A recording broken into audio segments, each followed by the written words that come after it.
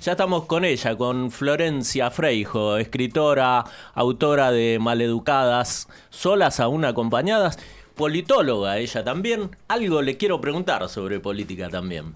¿Cómo estás, Flor? Buen día o buenas tardes. Buen día.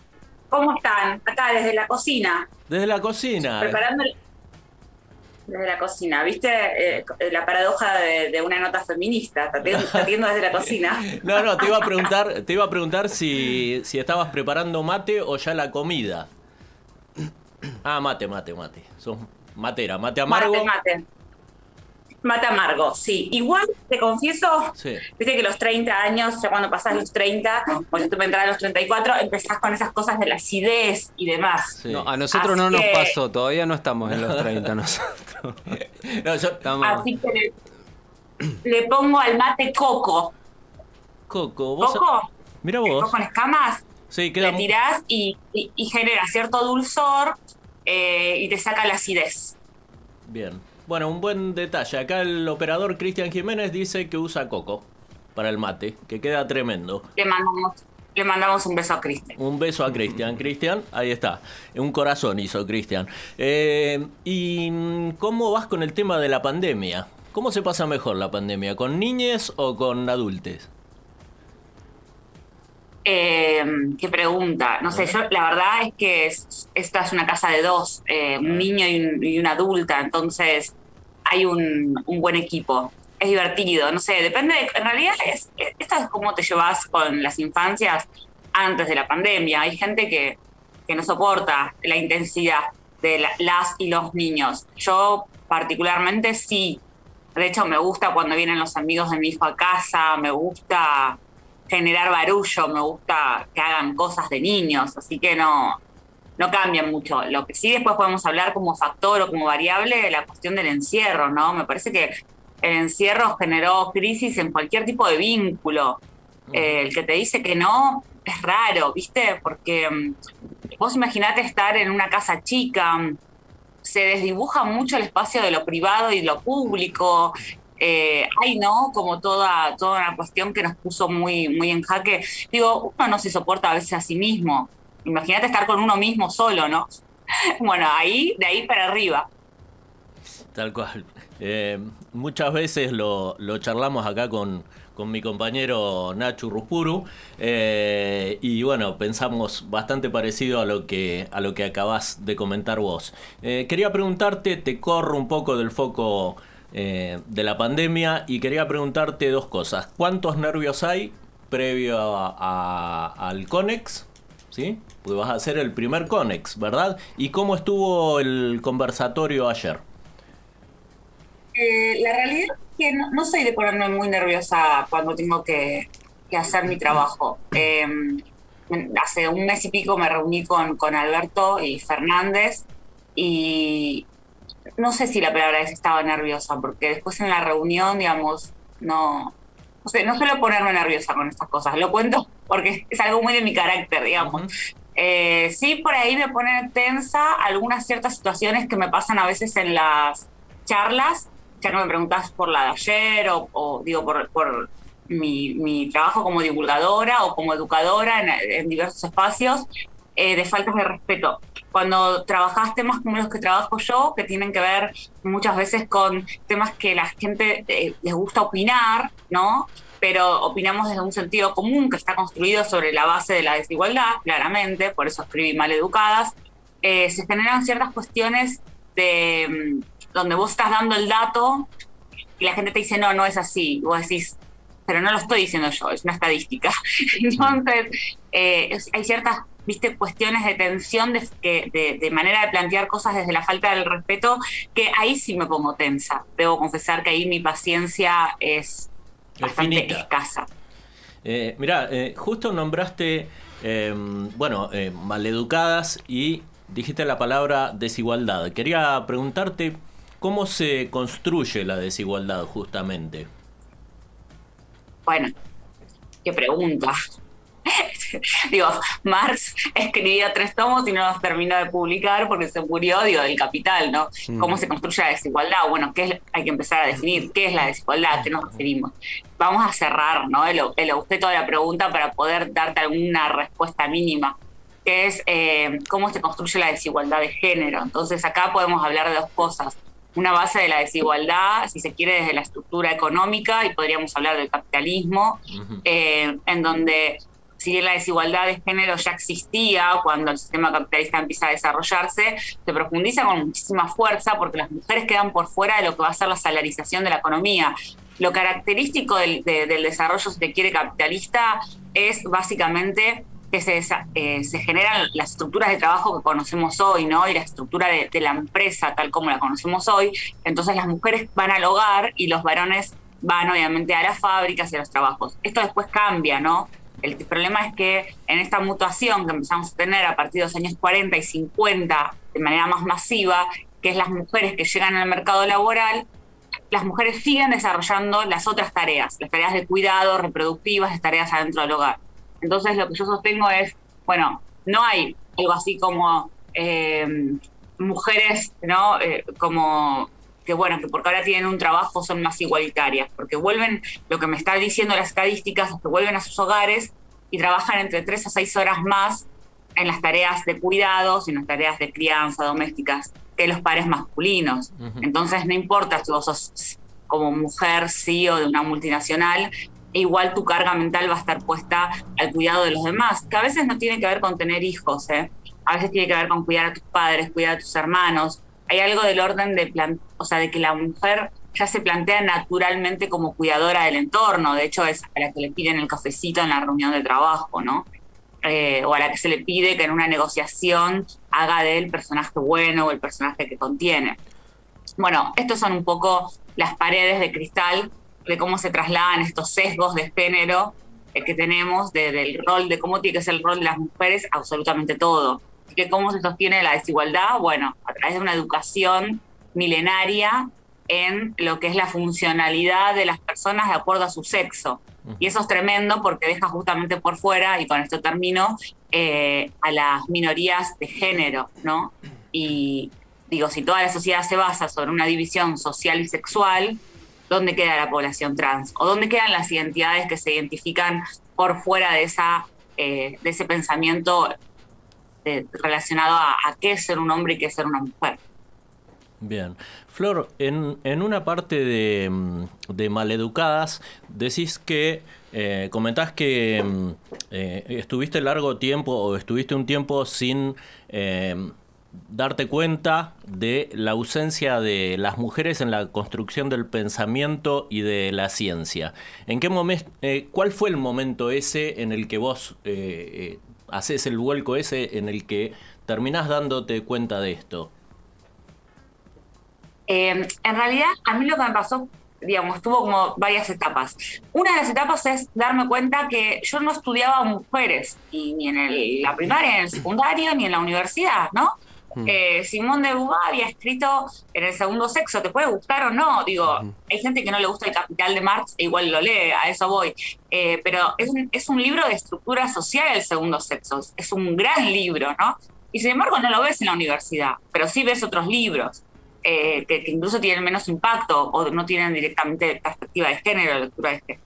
Entonces ahí ya fue raro. Entonces, ¿qué fue lo primero que pensé? Lo primero que pensé fue las mujeres. Claro, no leemos mujeres porque las mujeres no estuvieron y por suerte ahora las cosas están cambiando y las mujeres empezaron a estar, ¿no? Y ahí, de repente, con las investigaciones, me di cuenta que eso también era un mito, porque las mujeres sí habíamos estado, sí habíamos escrito. Lo que sucedía es que esas mujeres estaban invisibilizadas. Pero sí habíamos estado en un montón de procesos históricos. Para mí fue súper revelador, esto lo cuento siempre, ¿no? Darme cuenta que las mujeres habíamos liderado parte de la Revolución Francesa, de lo que es la toma de la Bastilla. Digamos, lo protagoniza una mujer que después termina considerada como una loca, que fue Thérèse de Méricourt. Entonces, darme cuenta de todas esas mujeres que vos no ves en los libros me hizo darme cuenta de un segundo factor, que es fundamental, es que si seguimos diciendo que ahora las mujeres estamos conquistando, ahora las mujeres nos estamos olvidando de 4.000 años de historia, donde estuvimos y estuvimos silenciadas. Y es necesario visualizar ese proceso de silenciamiento, porque ese proceso de silenciamiento funciona al día de hoy. Ese proceso de silenciamiento todavía está. Por algo está, digamos, el techo de cristal. Las mujeres siguen sin llegar a los puestos de poder. Vos me podrás decir, bueno, tuvimos una presidenta. ¿Cuántas presidentas hubo en el mundo mientras Cristina estaba acá en el país? No pasábamos más del 10% de presidentas en la totalidad del mundo. ¿Cuántas ministras hay en todo el mundo? Entonces te das cuenta que no superamos un techo del 25% en ningún espacio, ni en el público ni en el privado. Así que, digo, si hace 2000 años, ponele, bueno, vamos a poner desde la lucha sufragista 300 años de lucha, ¿no?, para estar en el poder. 300 años estamos institucionalizando la desigualdad y llegamos al 2021 con un techo todavía del 20%, bueno, no sé si estamos tan bien. Por supuesto, Flor. Te saludo, soy Nacho Urruspuru, estaba escuchando muy atentamente lo que estabas diciendo. Me parece muy interesante que no dejes de visibilizar ese proceso histórico, ¿no? Ahora, también es cierto, hoy en día, por ejemplo, hay un hecho inédito en la historia de nuestro país, que hay un Ministerio de las Mujeres, Géneros y Diversidad. ¿Cómo vos analizás ese suceso? O sea, me imagino que con buenos ojos, ¿no? Pero hay también una cuestión que sucede cuando muchos movimientos, luchas o reivindicaciones populares pasan a tener hay un cauce institucional, siempre hay alguna chance de cierta burocratización, ¿no? Bueno, por ejemplo, los sindicatos ha pasado eso, ¿no? ¿Cómo vos ves este nuevo fenómeno de que haya un ministerio, ¿no? Haya un lugar, un espacio dentro del Estado que esté mirando, que tenga el foco en esta problemática y el desarrollo de la labor? La verdad es que el Estado, o sea, la estructura estatal es por antonomasia burocrática. Que eso es como inevitable que suceda cuando vos generás un ministerio. Pero es importante que esté dentro de la estructura del Estado. Es importante que esté la perspectiva de género en la estructura del sector privado o en la estructura del tercer sector. Digo, las empresas cada vez más incorporan secretarías de género dentro de sus espacios de trabajo. Digo, qué interesante que es esto, ¿no? Recién mencionabas a los sindicatos. Bueno, en los sindicatos, por ejemplo, una de las cosas que ves es que el sindicato de docentes, ¿no? El 80% de las docentes en el país son mujeres, pero la cúpula la lideran los varones. Entonces, bueno, estas cosas hay que ir cambiando con respecto a la representatividad. Ahora bien, sobre el Ministerio de Género me parece que es algo muy novedoso en nuestro país y muy pionero en muchos países, digo, incorporando incluso países de Europa, ¿no? Argentina fue muy pionero en este ministerio. Recordemos que cuando asume Bolsonaro en Brasil, lo primero que hace es sacar que deje de funcionar el Ministerio de Género y Diversidades, ¿no?, que tenía Brasil en ese momento. Fue una de las primeras medidas. Así que imagínate el odio que hay hacia visualizar esto con respecto a la participación de las mujeres y demás. Pero después me empiezan a pasar cuestiones sobre el funcionamiento del ministerio. Y ahí tengo un sabor agridulce. Soy muy abierta con esto en mis redes sociales, porque siento que vos me decís, entre lo ideal y lo que está sucediendo realmente, yo no veo que el Ministerio de Género esté en las reuniones de planificación de los costos de la pandemia. Digo, veo la foto y en la foto veo a todos tipos. Esto es culpa del ministerio, porque todo el mundo va a ir al ministerio y Eli Gómez al corte, bla, bla, bla.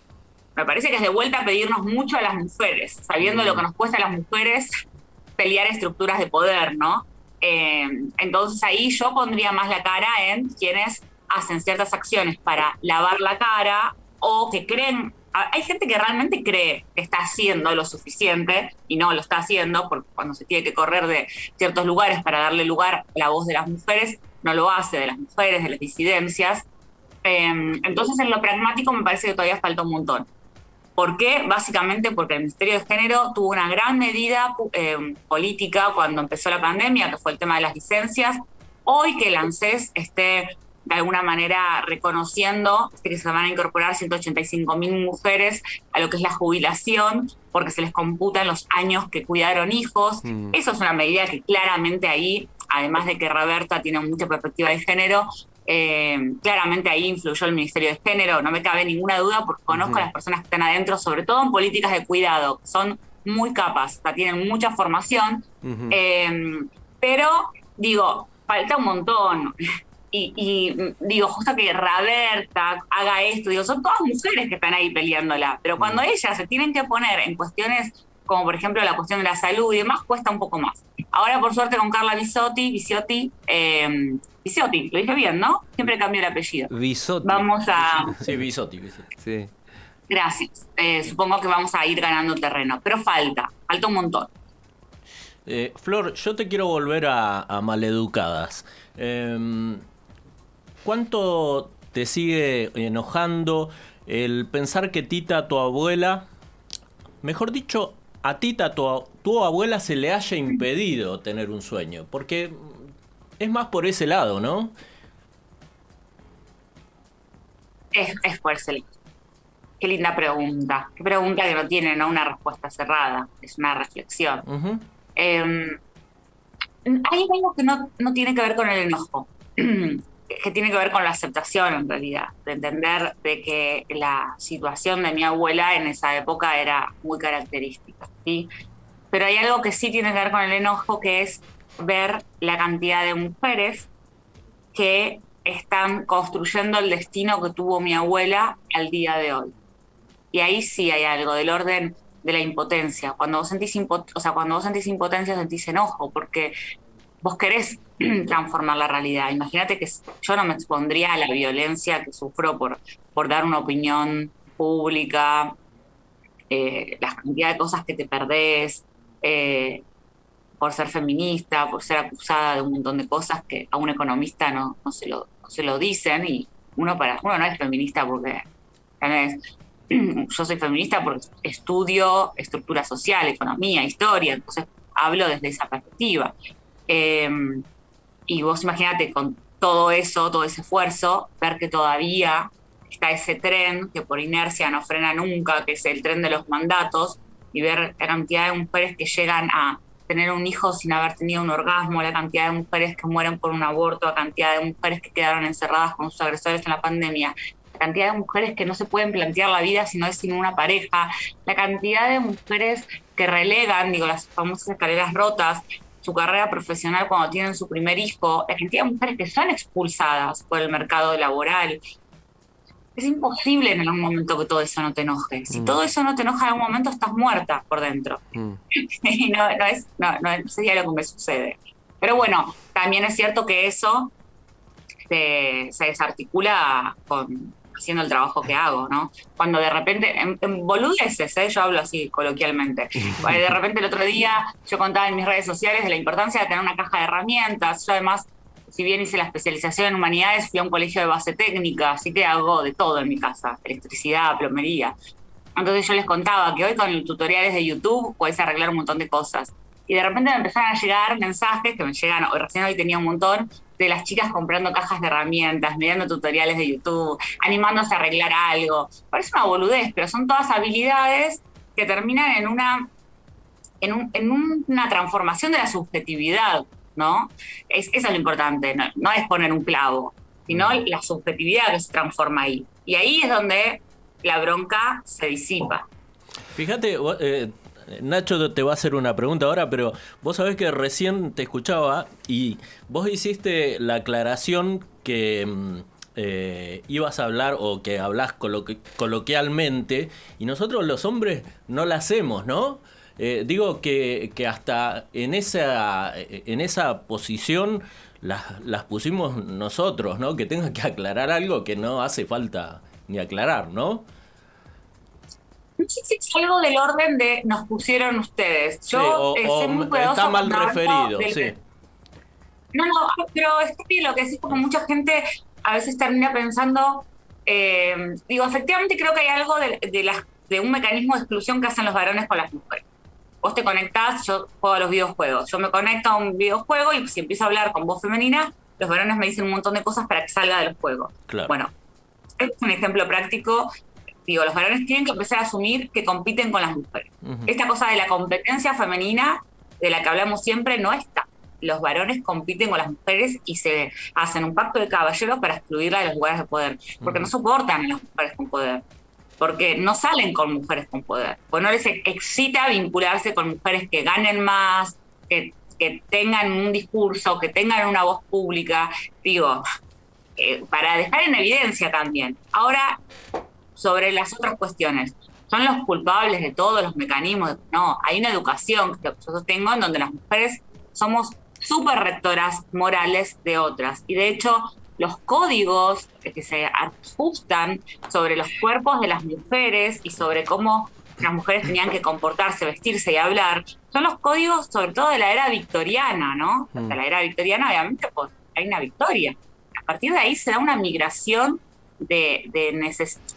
Para contar un poco lo que es la migración de la historia europea, te cuento las mujeres, digamos, de Asia, de cómo generaban el tema de la práctica de los pies de loto. Digo, nosotros hablamos y transmitimos una historia muy europea, pero también me podría ir, ¿no?, hacia otros lugares.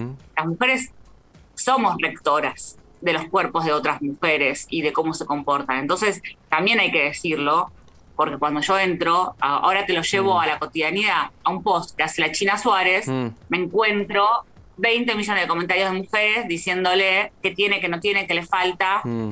Entonces, digo, para poner todo en su lugar también, para repartir. Me re sirve esto que están comentando ustedes de prólogo a lo que yo les quería preguntar a Flor, porque esto de que el patriarcado no es algo que afecta a las mujeres, sino que también tiene sus dispositivos sobre nosotros, los varones. En tu epílogo de Maleducadas vos decís que te gustaría escribirle a los hombres justamente. Primero te quería preguntar cómo ves vos el rol del varón en general en estos tiempos, y segundo, ¿cómo sería ese libro, ¿no?, que decís que querés escribir para nosotros? El libro va a ser Maleducados. Ahora se viene en diciembre el libro sobre las mujeres y poder, que siempre quise escribir, sobre todo por un libro que me partió la cabeza, que se llama Mujeres y Poder, de Mary Beard, una historiadora. Así que eso se publica en diciembre y después empieza un cuarto, si sale, si Dios quiere, ya lo venimos hablando con las editoras, que va a ser Maleducados. Va a ser igual a Maleducadas, Maleducados, ¿no? Igual yo Maleducadas le hablo a los hombres. Sería muy interesante que a los hombres les interese leer un libro que tenga que ver con la desigualdad de las mujeres, porque yo vengo leyendo sobre historia de los hombres y sobre ustedes como protagonistas de historias desde que tengo 7 años, así que alguna vez los varones podrían interesarse por lo que pasa con las mujeres. Y ahí te respondo la primera pregunta en realidad, que tenía que ver con cómo veo hoy la masculinidad, ¿no? La veo todavía muy poco interesada en formar parte del cambio y es muy decepcionante. Es tremendamente decepcionante. No hay... yo siempre la pregunta que le hago a mis seguidoras es ¿a qué clases de hombres estamos amando que no están dispuestos a escuchar, que no están dispuestos a entender y que siempre que decís algo, a lo único que están dispuestos es a contradecirte, ¿no? No porque no se pueda generar una discusión, que son súper enriquecedoras, pero hay cosas tan obvias. Ayer, mira, te voy a contar algo bastante... privado, pero ayer en la charla que di, yo hablaba sobre los efectos de la pandemia desde la perspectiva de género y uno de los 2 hombres que hablaron antes que yo hablaron desde lo femenino y digo, había un profesional de la salud y en ningún momento habló de que el 80% del personal de la salud está feminizado, ¿no? Y cuando yo hago mención a esto, se me criticó. Ahí se me criticó, se me corrigió delante de los demás.